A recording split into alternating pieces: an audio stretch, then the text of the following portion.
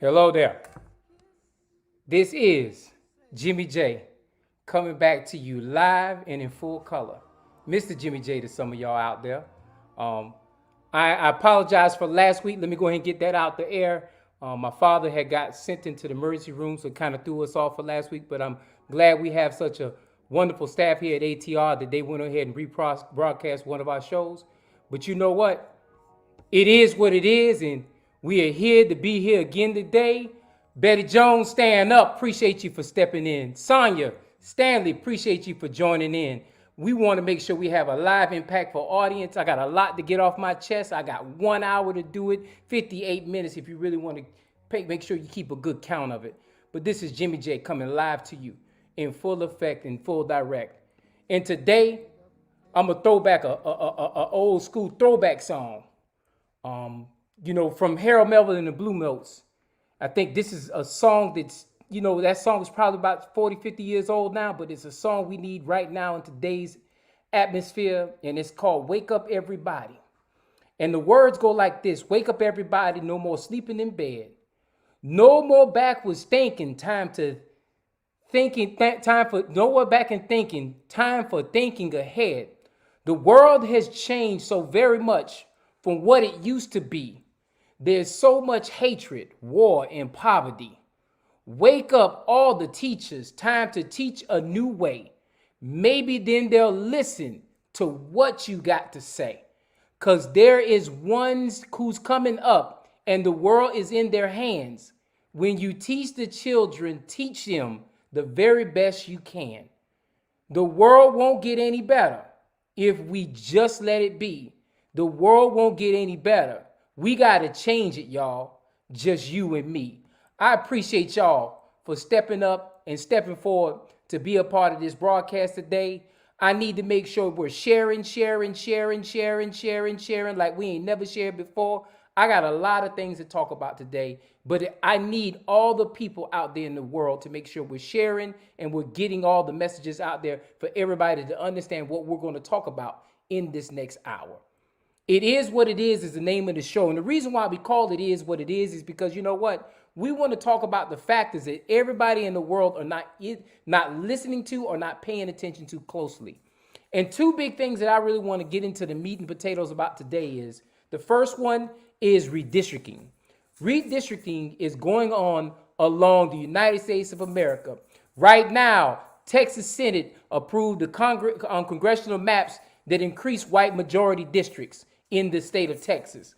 You got redistricting going on in South Dakota that breaks down the deadly looms as far as how the maps and everything going on elections next year is going to change the scope. New York, you have New York, you having all these things going on with these lines. And guess what? We're not paying attention. They're going to change some things and it's going to make it real poor representation out there. Montana even having problems where they're attacking how the lines used to be drawn because we're making changes out there in America. Gerrymandering is killing the democracy here in our state of United States of America. It is making it where it's harder for people to stand up and do what's right, and that is vote. All because, you know what, we took a stand last year and we voted in America. And we changed out a president of the United States, and states like Georgia, we changed out our United States Senate representatives. But guess what? The war has not ended and the war has not stopped. It just began, y'all. And guess what? Like we showed up to the polls last year, we need to be showing up to the polls in all our municipal elections, our county elections, and our localized elections this year so we can change out local, because I want everybody to understand politics always starts local and it maneuvers up into the federal ring. So when we talk about local, we're talking about your mayors. We're talking about your aldermen, alderwomen, your council people, your localized commissioners. We're talking about your county commissioners. We're talking about all your local people who affect permanent change in your community. They're the ones who make sure that you have good roads, good schools. They're the ones that make sure that you have those stoplights that stop at 30 seconds instead of stopping at an hour. They're the ones who make sure that flooding doesn't happen in your community. They're the ones that make sure to regulate that when we have utilities like the power company, the water company, and anything that deals with your life, is all affected by politicians. And guess what? Gerrymandering is starting to happen. And gerrymandering is not just something you do on the federal level, it is also something that is being done on your local level. I know for a fact in my own community, in my community of Chatham County, they're getting ready to look at the lines in the county, and then they're also going to look at the lines in the municipalities across the county. This is not just something going on in my community. This is something going on in your community. Anywhere in the United States of America, be ready, because the lines will be changing, and those lines will affect you for the next 10 years. So when I ask you to do this right here, do me a favor. Talk to your local officials tomorrow. Call them Monday. Call them Sunday. Catch them at church if you have to tomorrow. You need to get in contact with your local elected officials and let them know you want to know how the lines will be drawn, because you want to see effective change happen in your community. But it won't happen unless you step up, stand up, and call them out when they bluff you and BS you around. Hey, everybody, do me a favor. Go out there and share. I will repeat all I just said. I appreciate you, Sonia. I appreciate you, Riley. Donnie Black, always good to see a good friend there. Thomas, I appreciate you being with me. Sonia, share. Make sure Ramona gets on this call. Stardacia, I appreciate you. Yes, I'm going to push this show. I apologize once again for not being here last week, but I need y'all to share. Brian, I sent it directly to you, so I hope to see you on the thread somewhere. But I want to put this out there and make it clear. You know, they said this 45 years ago, 50 years ago. Wake up, everybody. No more sleeping in bed. No more backward thinking. Time to thinking ahead. The world has changed so very much from what it used to be. There is so much hatred, war, and poverty. Wake up, all the teachers. Time to teach a new way. Maybe then they'll listen to what you have to say, because they're the ones who's coming up, and the world is in their hands. When you teach the children, teach them the very best you can. The world won't get any better if you just let it be. The world won't get any better. We got to change it, y'all. Just you and me. We have to be the ones who effectuate change. I am talking to my new politicians out there. I'm talking to my people who like to rebel rouse and stir up the conversation in our community. No more time for us to sit back and allow the elected officials we put in office to go ahead and do what they do for us. We need to make sure we chin checking and making sure these elected officials, I got to pull my mic, make sure these elected officials are doing their job. And if we're not doing that, then shame on us. It is on us. People, I want you to understand that gerrymandering is real. Gerrymandering is serious. And what's happening is our lines are being redrawn across these United States of America. There are cases of deception, thievery, and lies being done in our community. What's happening is they're redistricting the lines so they can flip the U.S. Congress into their hands, as far as making it not a people Congress, but a politician Congress. Or it's going to be a war when the haves will keep control and the have-nots will be forgotten. But we're waking up in America. We're waking up like Harold Melvin in the Blue Note said almost 45 years ago, when they said, wake up everybody. No more sleeping in bed. We have to make sure that we're challenging our systems. I know for a fact in my community, as I stated before earlier, that the lines are going to be redrawn. The lines are going to be changed in my community. What's happening is, because of the growth around my area, because of the growth in Port Wentworth, because of the growth in Garden City, because of the growth in Pooler, because of the growth in Savannah, the map that we used to see in Chatham County will be not anymore. City of Savannah people, to my people at my home area, City of Savannah, your maps are going to be the next set of maps is going to be redrawn. And guess what? It's going to be drawn in favor of those people who are in control of the dollars and cents in our community. I said it. You heard me. I said it. We have to stop the dollars and cents from controlling our community. And we need to make sure that our community is strong and with the fists up in the air saying we will not tolerate it anymore.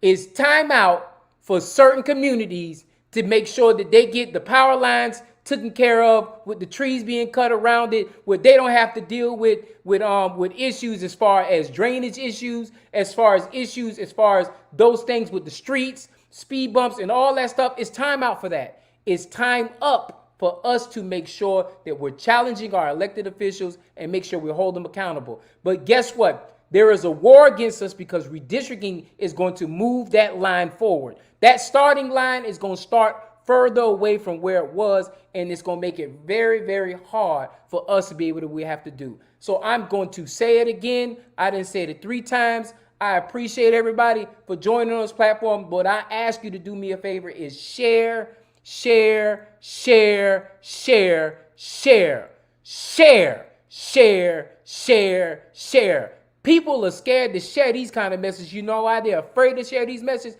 Because the politicians have failed us. It's time out for us to patting them on the back and saying you're doing a good job when we're failing in our communities. If our schools are failing, our next generation fails, and then we are a community of failure. Believe it or not, people are targeting us as African Americans because they want to remain us in the working class and what they brought us here to America to do. And y'all don't want to hear me on that one. I know I'm going to lose about 5-6 people when I say the truth. We as African Americans were never brought here to be designed to be equals among those people we sit in the community with. We were designed to be the working class body of people. Yes, some of us have become successful, assimilated, and become popular and have created wealth. And I am 100% with that group of people who do that assimilation. But I'm talking about the lion's share of us, the African Americans, who have been told to remain in poverty, who've been put in situations where we cannot put on our bootstraps and get out of the line of the working class and become a part of the American class as far as wealth is concerned. Yes, we have wealthy African Americans from our community. I'm going to say it again, just in case you think that I'm just being biased and prudent. We have wealthy African Americans in our community, but that percentage of wealth is small in comparison to what we have been owed in these United States of America. Y'all, I'm gonna pause there because I want to make sure that those people who don't want to listen to what I got to say can go ahead and hang up and say they didn't have nothing to do with that broadcast and they weren't listening to what I had to say. Yes, America, African Americans, Black Americans, whatever we want to be called today, we have a fight on our hand. And I want to be sure and frank with you. It is not always a fight with white America. Sometimes we fight amongst our own population, our own people, the same people who carry the same color skin as you and me. But you know what? We're afraid to call them out. But you know why we're afraid to call them out? Because we have been a peaceful people all our lives. But it's time out for that peace, y'all. It's time out. It is time for us to wake up. Wake up, everybody. No more sleeping in bed. No more bad thinking. It's time to start thinking ahead. And that song is 45 years old. Unfortunately, in today's society, 2021, we still need to listen to that song over and over and over and over and over and over and over again. Because it's so much power in that song that it translates to still almost 50 years later, we are still struggling with the fact that as African Americans, we have not woken up. Yeah, I said it. I said it. We have not woken up. We need to create our own agenda, and we need to press the local, the state, and the federal to make sure that they listen to what our agenda is. Agenda items like this, we were never given the opportunity to have one leg up. Every time in society, in American society, where we as a community put our bootstraps together and we tried to assimilate and tried to create our own set of wealth, we were always denied, torn away, or destroyed. If you don't believe me, check out Tulsa. If you don't believe me, check out Rosewood. If you don't believe me, check out Wilmington. If you don't believe me, check right here in Savannah, Georgia. It's always been an opportunity where when we tried to put our bootstraps on, our boots were taken away from us, our shoestrings were taken away from us, we were given bad boots, or something happened to our community. And it's time out for that. We need to make sure that we get, you're right, Sonia. We got to start getting uncomfortable and we got to start showing up to the polls. There's a reason why, and I'll go ahead and bring it to Georgia, y'all, because I'm a Georgia boy. There's a reason why Senate Bill 202 exists. The reason why Senate Bill 202 exists is because you know what? We started waking up and we started seeing democracy for better for ourselves. But it's twofold to that, y'all. We got to find politicians who going to represent us, who ain't afraid to take the black agenda to the man and to the government structure, whether it be on the state level, local level, city level, whatever case may be. We got to find politicians who ain't afraid to do that. We gotta stop supporting politicians who got yellow clothes on. Y'all know what I mean. Them yellow clothes politicians are the worst politicians we got in our community. I'm not calling no names out today, but I promise you, as this goes on further, we're going to get to that point. We're going to get to the meat and the gravies. The problem with our community right now is twofold. We got to get people who are not afraid to step forward and push the legislature that we need for our community. There's no different from the Jews. There's no different from the Orientals. There's no different from the Asians. There's no different from Hispanics. There's no different from even white people. All of them step up to the gate and they find people who represent them and put legislative policy out for them.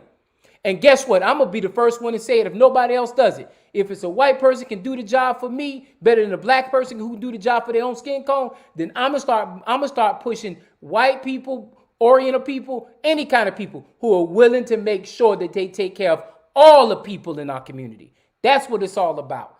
It's no more time out for the whole thing of voting for black because they black, because it's a lot of black people who really got yellow skin on the outside.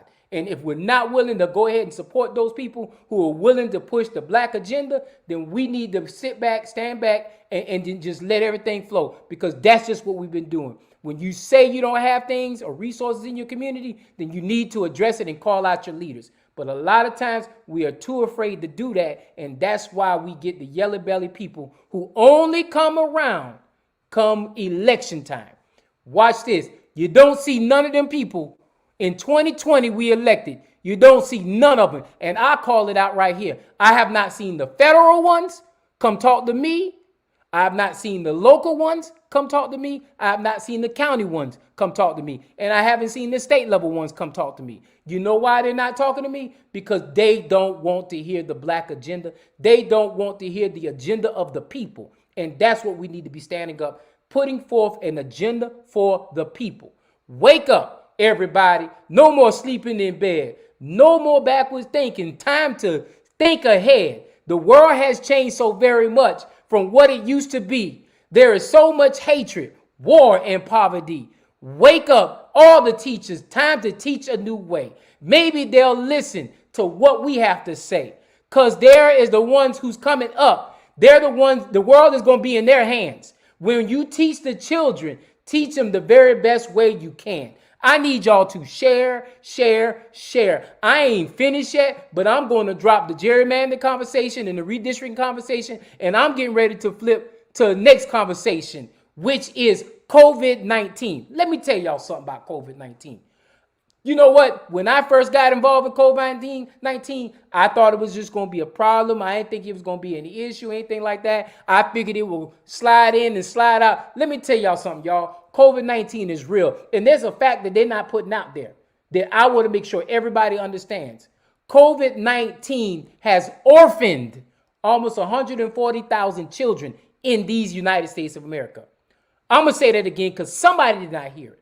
COVID-19 has orphaned almost 140,000 children here in America who have lost parents, caregivers, and those people who are taking care of them.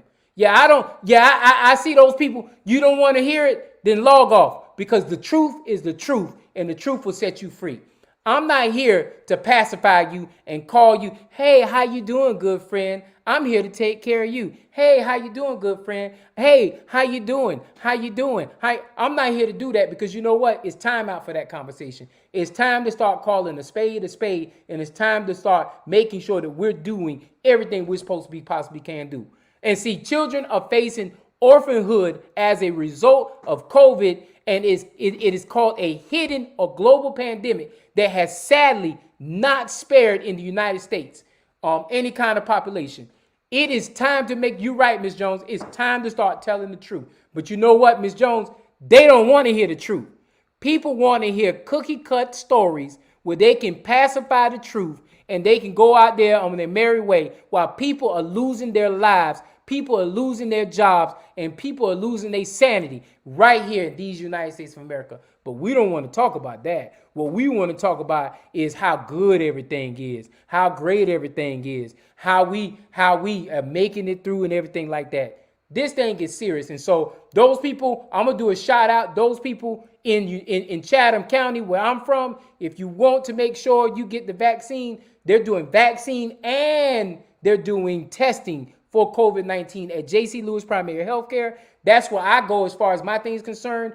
They'll get you in, get you out within an hour's time. Shouts out to them. A. Phillip Randolph has an event. If you go to their page, they got an event from 9 to 12 tomorrow. Please, whatever you do, get your vaccination shot. I studied the Tuskegee Project. I studied African American history as far as how this thing how other diseases in the past have affected African Americans.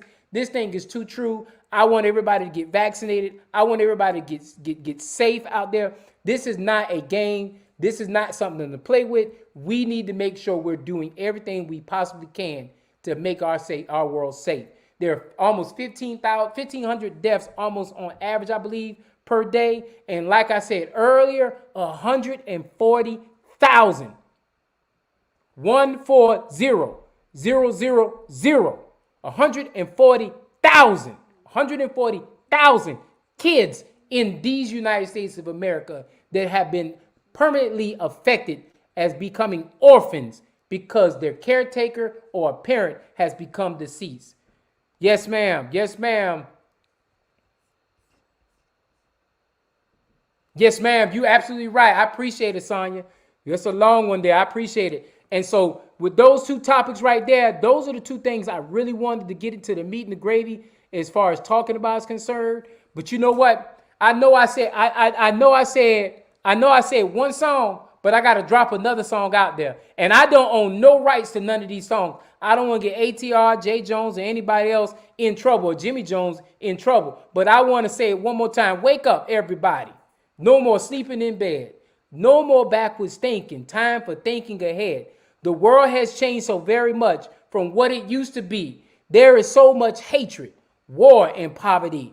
There is a war on the poor, y'all. There is a war on the poor. Across the United States of America, gentrification has moved African Americans from centralized locations in major metropolitan cities across these United States of America, and they have been moved to the outskirts further away from the resources. Y'all got it. Far away from the resources that get them, like hospitals, like transportation, like adequate housing, like food.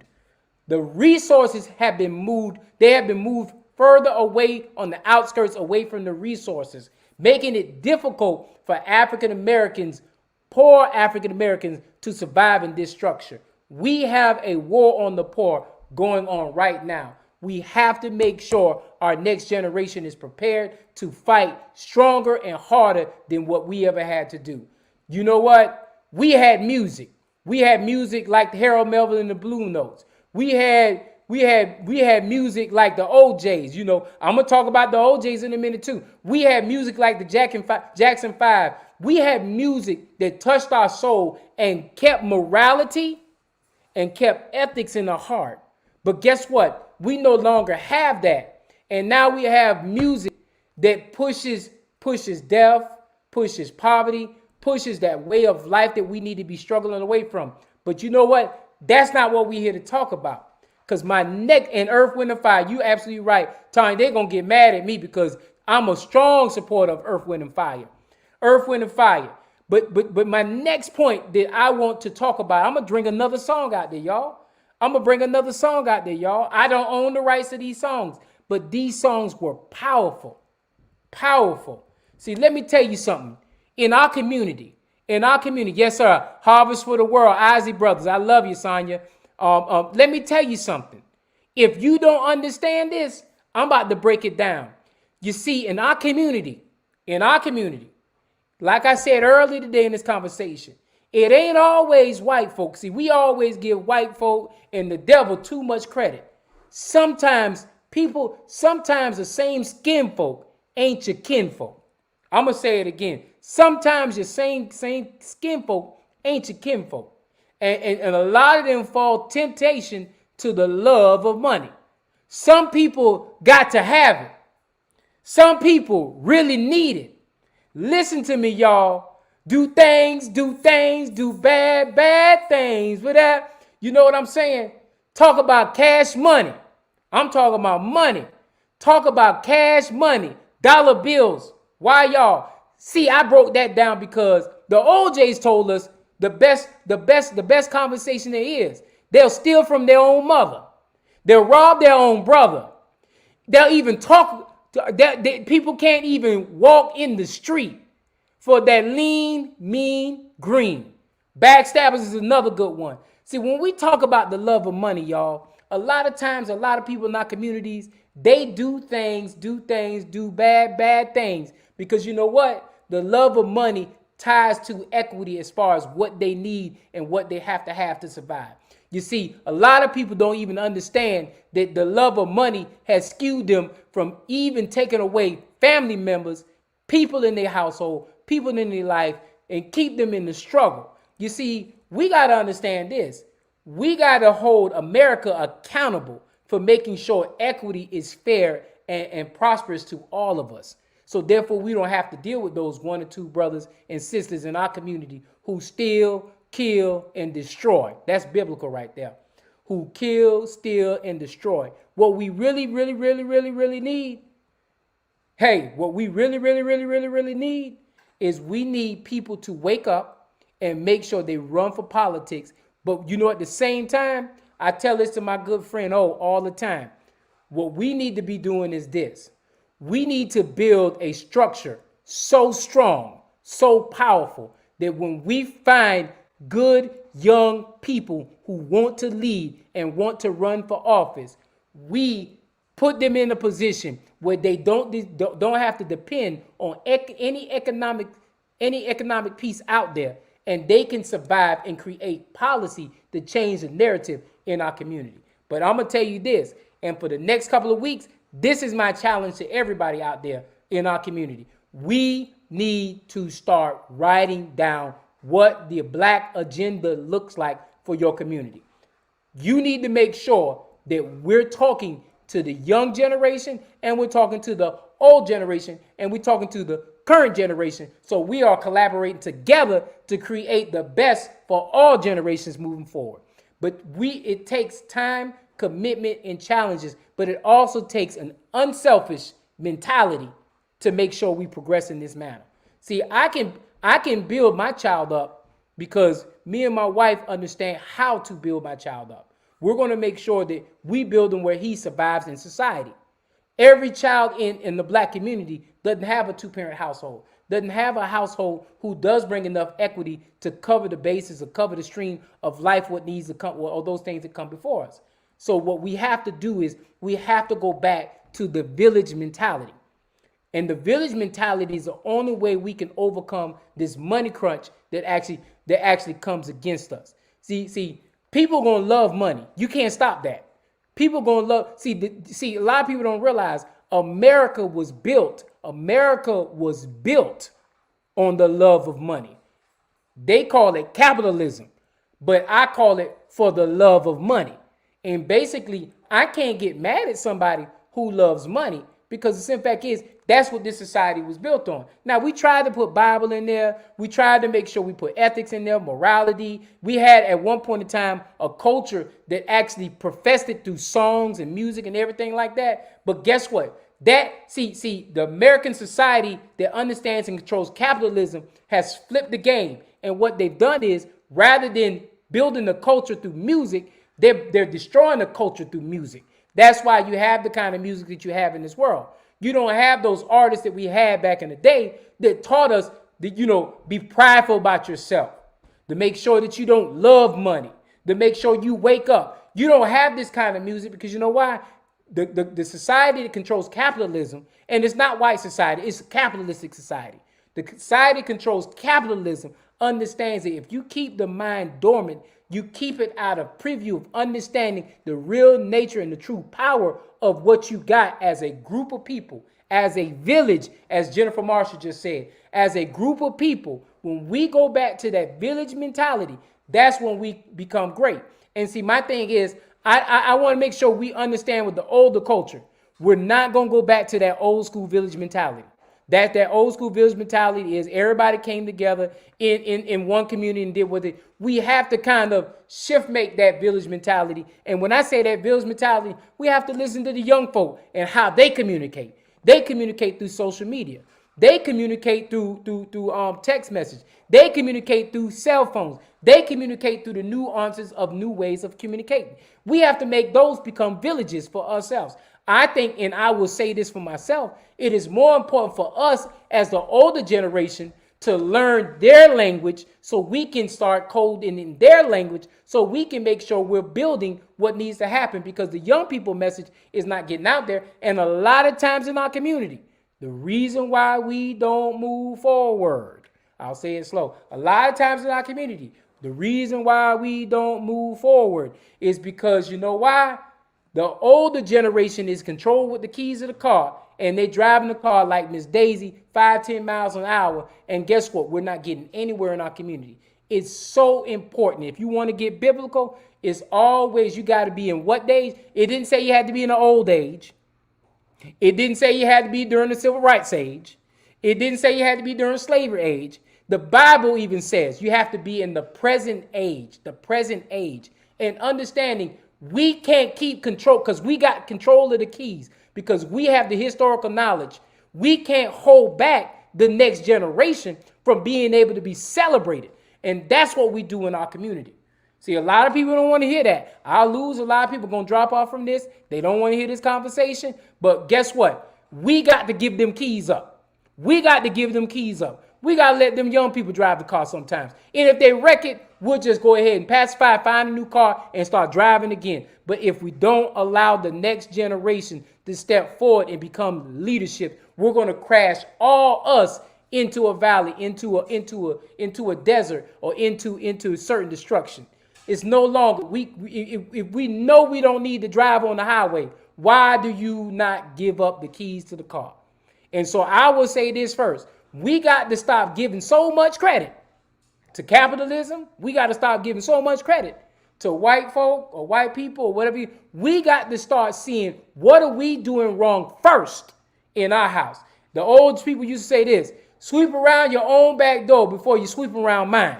And a lot of times we are so busy taking our new broom and going into other people's houses, and we ain't cleaning up our own mess in our own backyard. And that's what we need to do as African Americans in the black community. We need to start holding folk accountable. And when elected officials are failing us, we need to vote their behinds on out. And we need to tell them, here's your walking paper. You don't need those keys to that car no more. Thank you. I'll be glad to have that. And we'll trade that car in and get a new car that a young person can drive and make it successful for our community. If you want to change the community, you got to go ahead and break the cycle. And a lot of us aren't willing to do so. But guess what? We're going to keep in our runt until we're willing to do something. My good friend, Ramona Drayton, how you doing? I'm glad to see you in the house.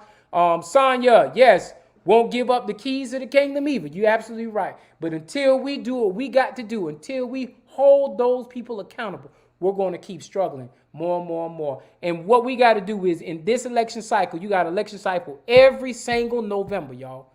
Every November, there's an election cycle in your community. Every November, and there's not one community across the United States that don't have an election cycle in November. When November comes around, you need to make sure that whoever's on that ballot, you show up and you vote yes or no on that person. And when you vote for somebody, if you vote for Jay Jones, you come and you hold Jay Jones accountable. And I'm going to put my name out there because that's the person I'm going to pick on today.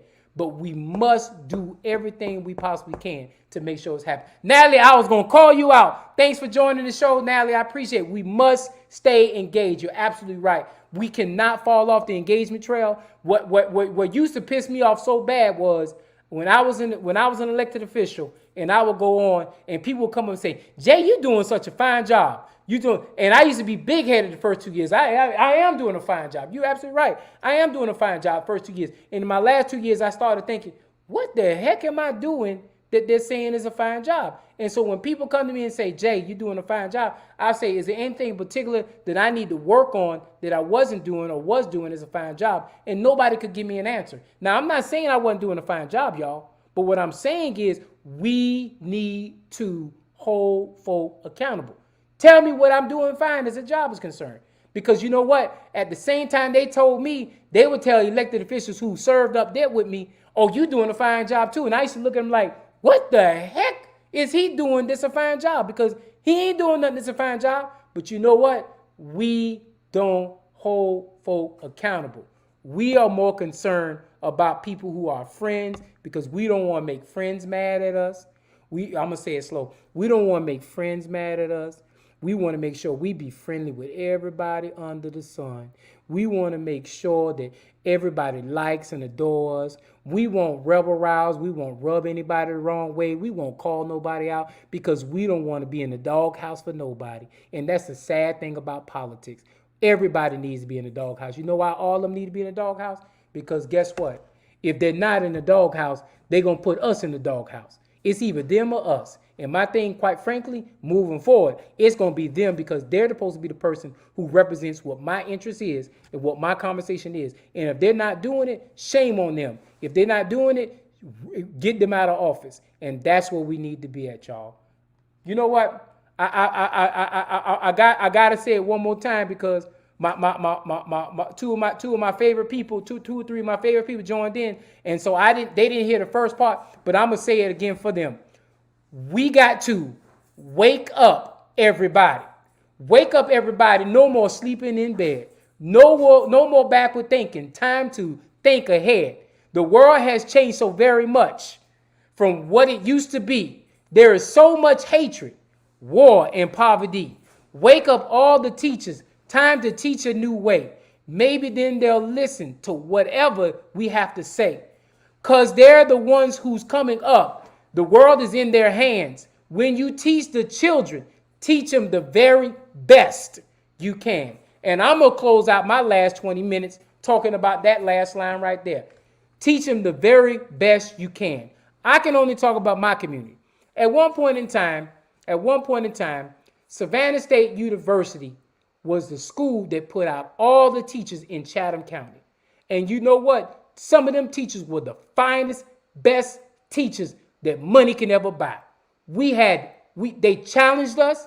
They held us accountable. When I was in school, somebody did bad, they didn't go to the principal's office. The teacher took care of it right then and there, and they had 40, 50 minutes of instructional time. But guess what? In the black community, y'all, things have changed 20, 30 years later. Now, our kids no longer have that opportunity. They're labeled from Jump Street. If you bad in first grade, you're going to be considered bad in 10th grade, no matter how much you've changed. And that's not right. Because the teachers we grooming nowadays don't have that same strong mentality of the teachers who actually taught me almost 25 years ago. It's more or less we babysit more. We push kids up from one grade to the next grade. Yeah, I see people logging out. I will log off too because you don't want to hear the truth. They're teaching kids as far as making sure that they're not getting the IEPs and all these other things that's being put in these kids' folders. And guess what? They are hurting our kids. And you know what the problem is? I don't blame the teachers, y'all. Y'all ready? I don't blame the teachers. I blame the parents. And why I blame the parents is not that I blame the parents because I understand the parents have to work jobs and do all this stuff like that. And my point and counterpoint as far as blaming the parents, we need to show up to the polls. And guess what? We need to make sure we have elected leadership who understands that parents, especially single parent households, cannot put the time in like they used to do back in the day because those are issues out in our community. Economics is an issue in our community. Crime is an issue in our community. Homelessness in kids is an issue in our community. And these issues are not being addressed by those school leaders. Those school leaders should be held accountable. And when we talk about holding these school leaders accountable, guess what? I hold the parents accountable because in the last few elections, guess what's not happening? Guess what's not happening? The parents of the kids in the schools aren't showing up to the election to vote the right kind of people in office. Now, this is a 2-point situation now.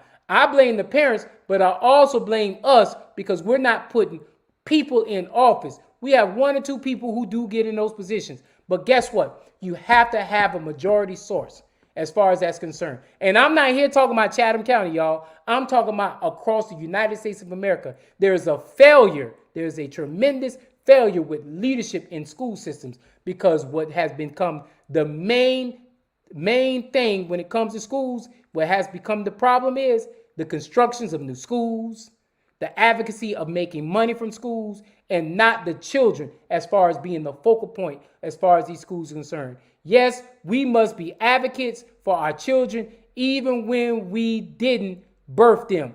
We are the village, and I agree with you wholeheartedly, Natalie, because the only way we're going to change it is we have to be willing to step up and become leaders on the school board. We cannot leave it in 1 or 2 people's school board hands and make sure that the issues it works for us. We got to make sure we change out school boards just as much as we change out the local issues and everything else. Because when you go across the board, across these United States of America, I'm going to tell you one thing.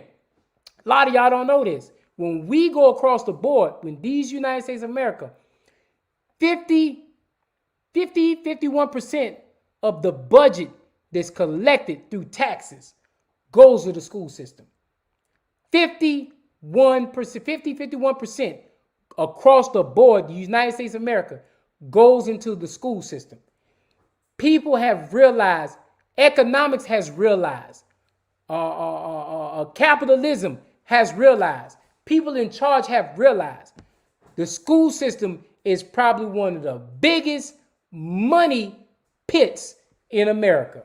And instead of using that revenue to benefit the kids, we have been using that revenue to benefit construction companies, private industry, economics, and capitalism. But you know what? If we're not willing to challenge those seats, if we're not willing to call out those bad politicians in our school system, we're going to continue to feed in this system. The reason why poverty across America has skyrocketed is because we have focused capitalism into government structures and not held capitalism a check from the government side. Government should be about fixing and maintaining and working for all people, not just some people. But if we're not willing to step to the gate and vote, voting has become so much more sophisticated from when our ancestors did all the fight for us to get voting. It has become more sophisticated because you know what? Now we have the opportunity to see how you vote. Ms. Jones, they can tell me what elections I voted in the last 25 years, how I voted. They won't tell me who I voted for, but they'll tell me how I voted. They'll tell me if I'm a Democrat. They'll tell me if I'm a Republican. They'll tell me if I'm a leaning person. They'll tell me if I only vote in general elections or I vote only in primary elections. This country has gotten so sophisticated with understanding the votes that's why things like Senate Bill 202 exist, and that's why they're doing everything they can to make sure the House Bill 1 and House Bill 4, or the John Lewis bill, as most people call it, don't get passed. Because if things like John Lewis bill gets passed, then guess what? It makes it equitable and fair, not just for people, but for government structures as well. But we have to do our part locally to make sure local seats are filled with people who have the heart for people. No more politicians. I sit back. I don't challenge. I don't conversate. I don't say much about the politicians now. But if a politician spends too much time talking about what they used to do and how they used to act, or who they were kin to or who they were friend with, and they can't give you policy that changes the narrative, then they should not be elected in our community. I said it, and I know people are going to drop off, and they're going to say, there go that James again. He around here he around there calling out the truth again. The reason why we have the issues in America is because politics has allowed it. And you know what? I'm blaming us because we're not showing up to the polls in mass numbers. Because guess what? I can tell you right now, I put $100. Anybody, you can call me tomorrow. 912-228-2205. Call me tomorrow. If you want me to give you a tour, you take me to any place in my community and you tell me to pull up how that community voted. I can tell you the lower voter turnout is also the communities that have potholes in the street, bad roads, have high rental rates, have all kind of negative issues in those communities. Because guess what? Those people don't vote. And the communities that have all the resources, they vote in the 70, 80 percentile.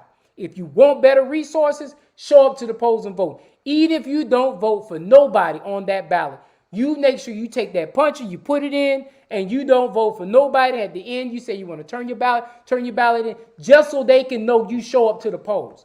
That's the way we need to be. And it's time out for us. It's time out for us. Stop saying we don't have good representation. If you want better representation and you can't find it, then you need to step your behind up and you need to run for public office. It's time out of waiting on somebody to come, waiting on Superman, and everybody know Superman, his Achilles heel is kryptonite. It's time out for Batman when we all know that his Achilles heel is he's human. And when you get through that metal, he bleeds just like everybody else.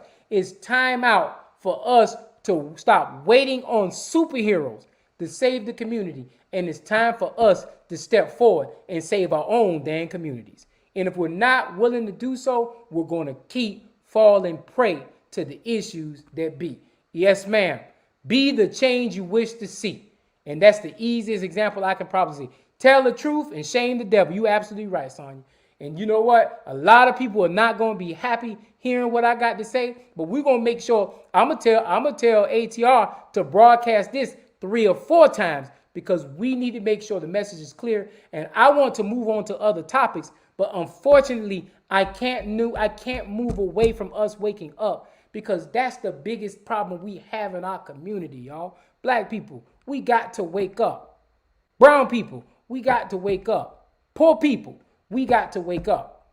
We got to hold our candidates and those people who trying to be our leaders and hand accountable. And so I'm at the 49-minute mark. I want to make sure that I answer any questions. I want to see what other platforms we want to discuss in future settings. I want to make sure shouts out to all my faithful people who follow me.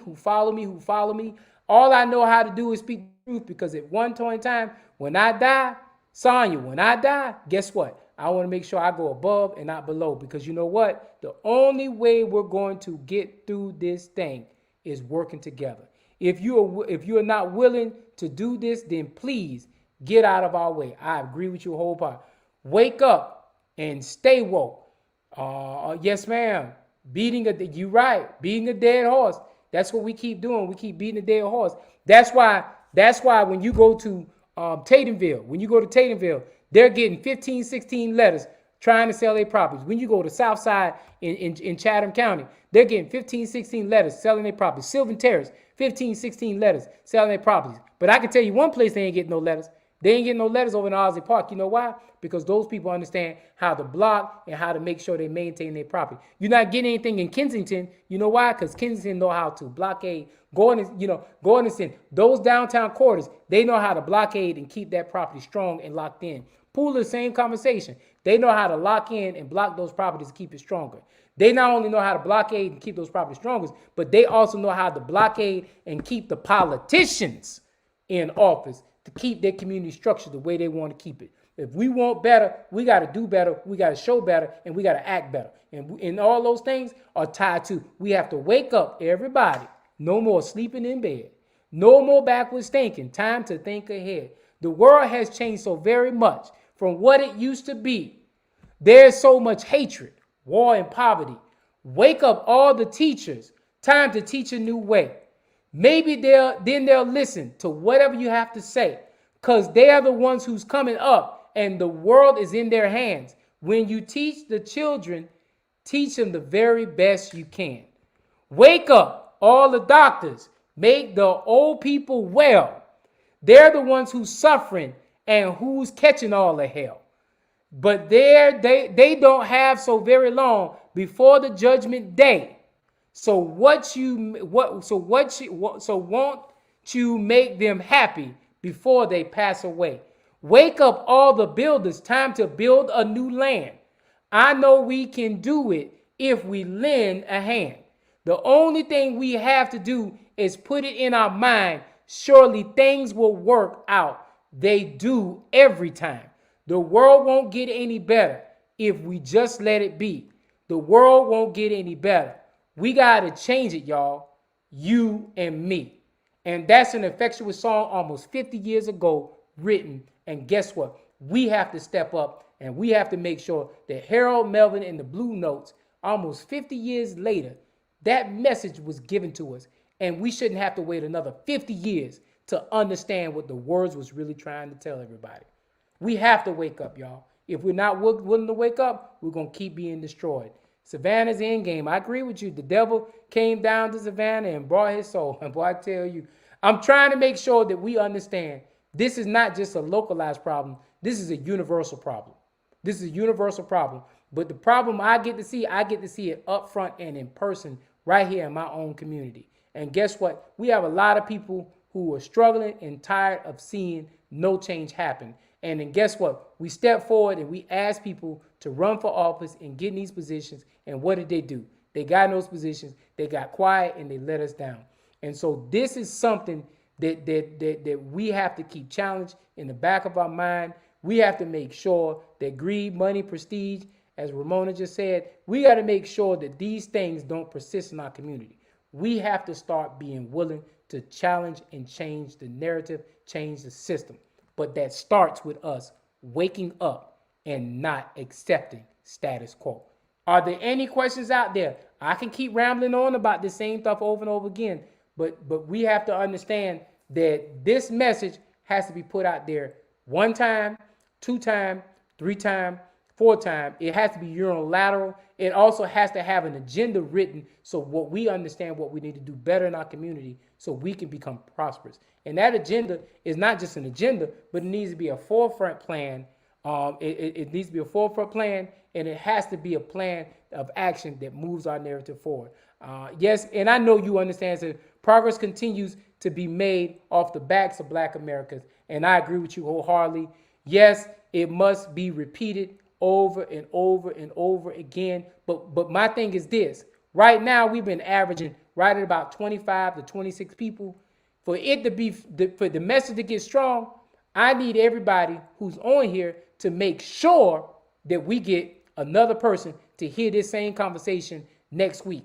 And guess what? It also includes you. If I repeat this conversation, you ought to be cheerleading and making sure you sharing to bring as many people to the platform to hear this message. Because the only way we're going to champion and win this is if we challenge the system to make the system work for us.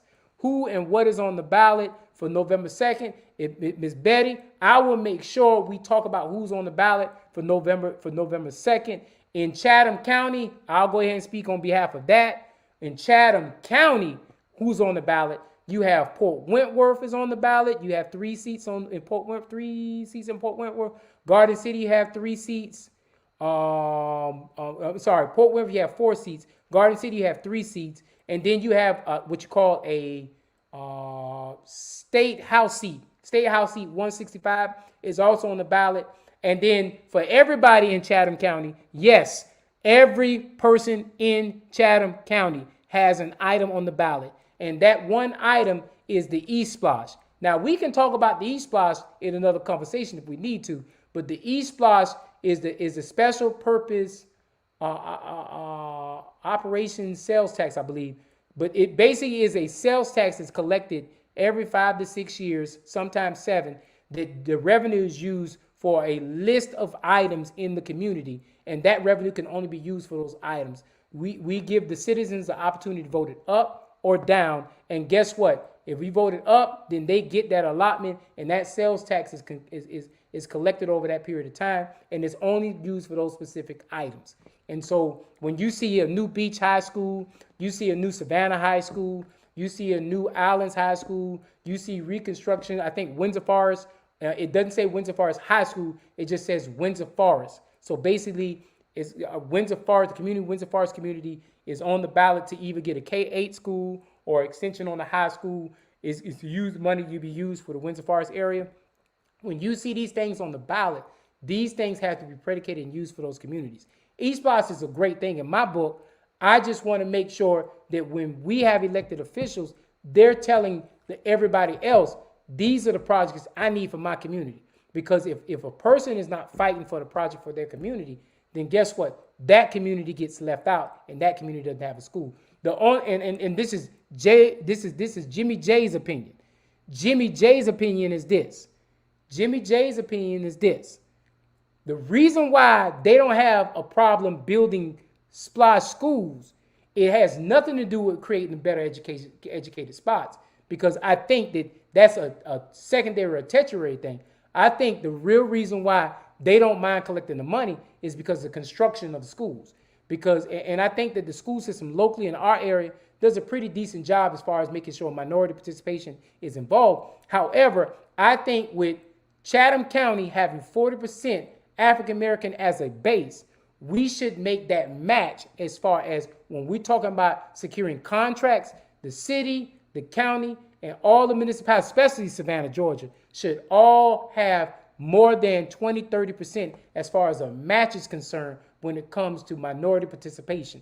And my thing is, I can bring a guest on the show who can talk about minority participation, but these are the kind of things that we need elected officials who are not afraid to bring these pieces to the table. We need to make sure that Garden City, Port Wentworth, Pooler, Savannah, those are the 4 major metropolitan cities in our community. We need to make sure that because of the heavy populations of African American, it should be minority participation involved in all those communities. And that will be a discussion we can have in the next couple of weeks, next couple of days.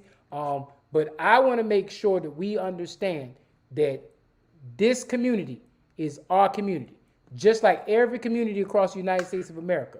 If we're not willing to challenge status quo, we're going to keep getting the leftovers that are given to us. And with that being said, I'm getting ready to sign out because I only got 1 minute left, and I don't want my boss mad at me saying I went over my hour time. So I'm going to say peace to all my family and friends, and who is over diversity in city and county procurement. I'll make sure I put that answer in our next show next week. All right, tune in next week, y'all, 8 o'clock every Friday. It is what it is, and you need to make sure you're on the show. Thanks. Peace.